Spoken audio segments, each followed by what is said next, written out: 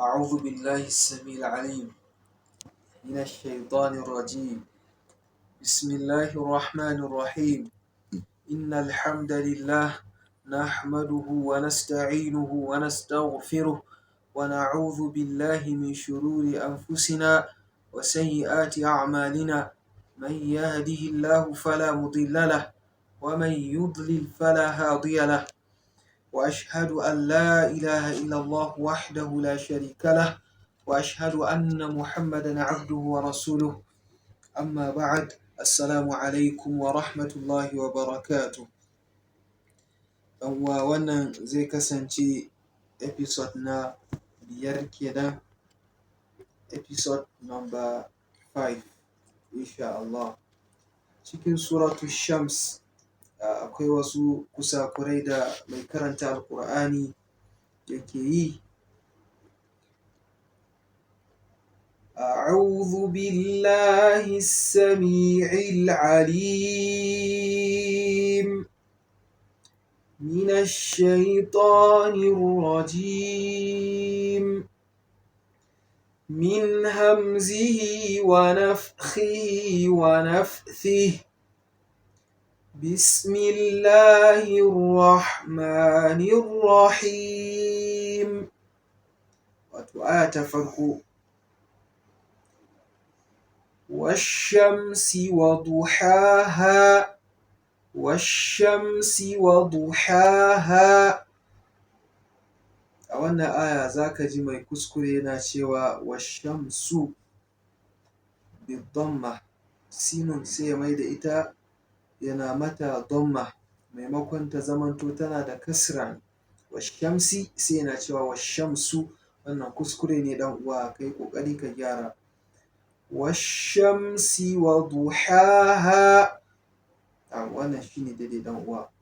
sai aya ta 10. wa qad khaba man dassaha. zaka ji wani mai kuskure yana cewa wa qad haba, wato su da yawa yan uwa suna jujjuya kha'un suna mai da shi ha'un. kha'un suna bata harafi na ha'un. wa qad khaba suke wa qad haba, wa qad haba. to dan uwa wannan kuskure ne. wa qad khaba man dassaha. wa qad khaba man dassaha. wa qad khaba man dassaha. sai aya ta 14 dan uwa. فكذبوه فعقروها فدمدم عليهم ربهم بذنبهم فسواها.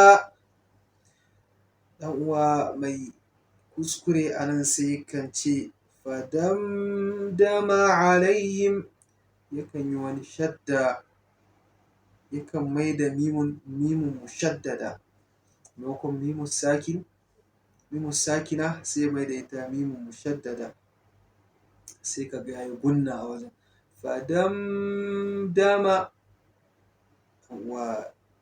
wannan kuskure ne, ba gunna a wajen, sukun ne a wajen.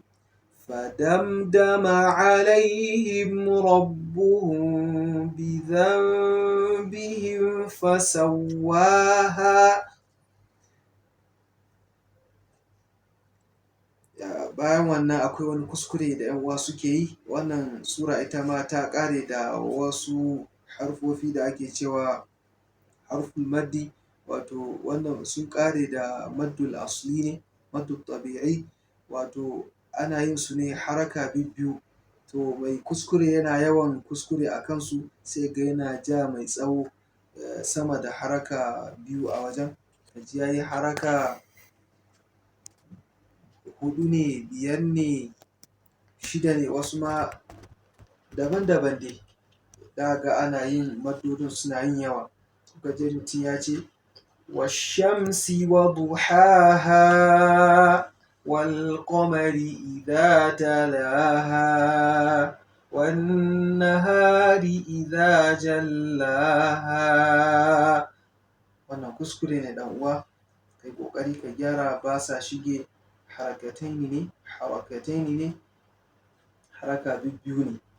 washamsi wa duhaha wal qamari idha talaha wan nahari idha jallaha wal layli idha yaghshaha.